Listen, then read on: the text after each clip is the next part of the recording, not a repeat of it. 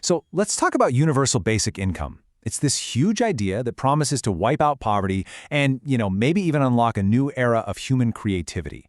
But what if that promise is actually a Trojan horse?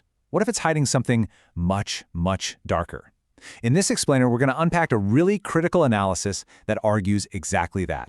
And that's really the central question we're digging into here. What if UBI isn't the safety net we think it is?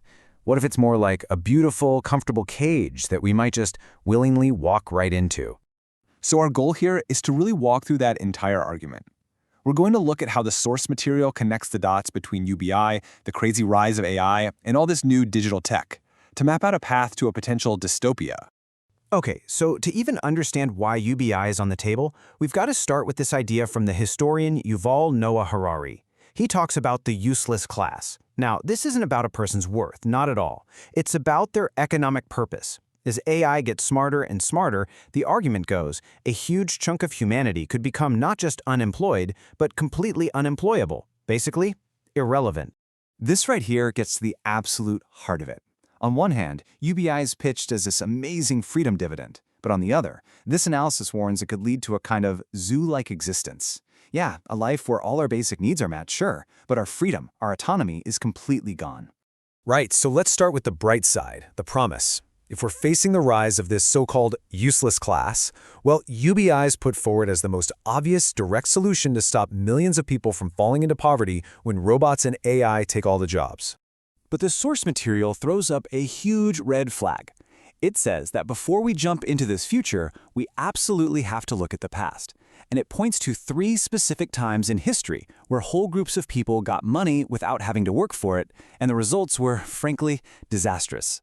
So the analysis zeroes in on 3 key examples. First, you've got the speed-and-end system way back in England, which topped up wages but was accused of just making people dependent. Second, the island nation of Nauru, which got incredibly rich from mining phosphate and then totally collapsed. And third, the ongoing struggles on some Native American reservations, which the source connects to a long-term dependency on federal aid. The case of Nauru is, well, it's pretty wild. After all their phosphate money just ran out, the nation got so desperate to keep funding its population that it basically turned itself into a giant laundromat for international crime. We're talking $70 billion for the Russian mafia in 1 year alone. The warning here is that a state trying to support a non-working population might do some pretty extreme things to keep the money coming. The source then highlights these really tough statistics about substance abuse in some Native American communities. Now, it's very clear in arguing this isn't some inherent issue. Instead, it frames it as a symptom of what it calls institutionalized despair, a loss of meaning and purpose that can happen when you're stuck in a passive, dependent existence. So here, the analysis just lays out the pattern it sees. It doesn't matter if the money comes from phosphate, federal aid, or taxes. The source argues the consequences are always the same: social decay, a loss of agency, a loss of hope. And that last column? It's just projecting those exact same risks onto a future UBI world. So what's the psychology behind all this? The analysis points to something called learned helplessness. It's this idea that when you feel like nothing you do makes any difference, you just stop trying. And the big fear here is that a life on UBI without the purpose and structure that work can provide could trigger this exact state of mind on a massive societal scale. Okay, this is where the whole argument takes a huge technological leap.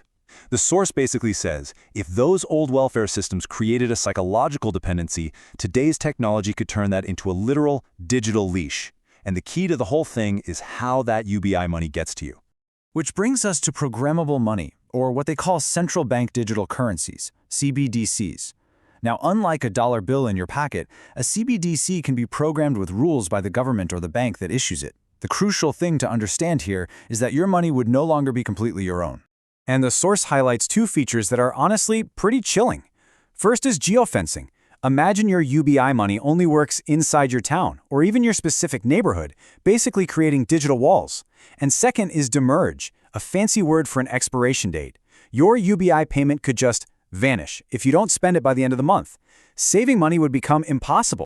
The argument is that this could be a 5-step slide into total control. It starts simply.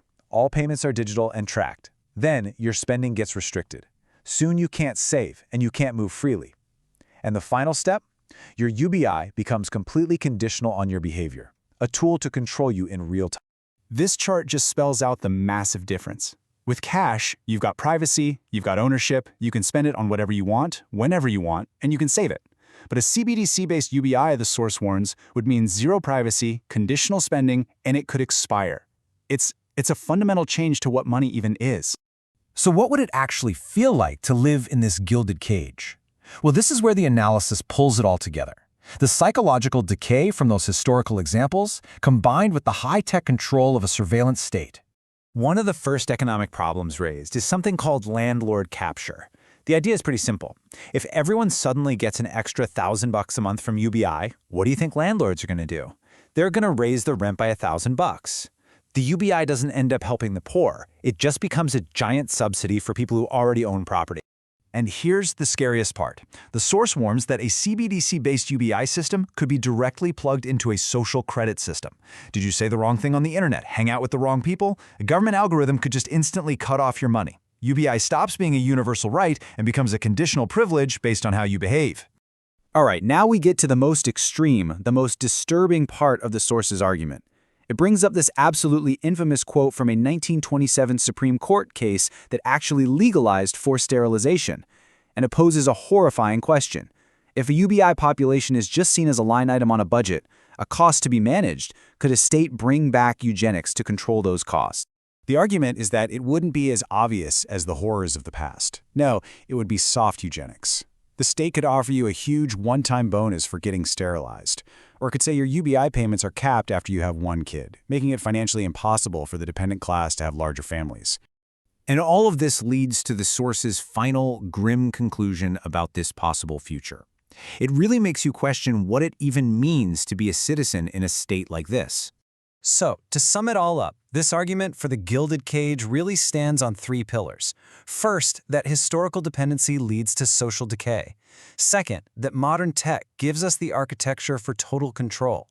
And third, that when you combine those two, you get dehumanization, where people are managed like a financial problem, not respected as citizens. And so that brings us right back to the beginning with this one final massive question. Is UBI the key to freeing humanity in a world without work? Or, as this really critical analysis suggests, could it be the very transaction where we sell our freedom for a promise of security?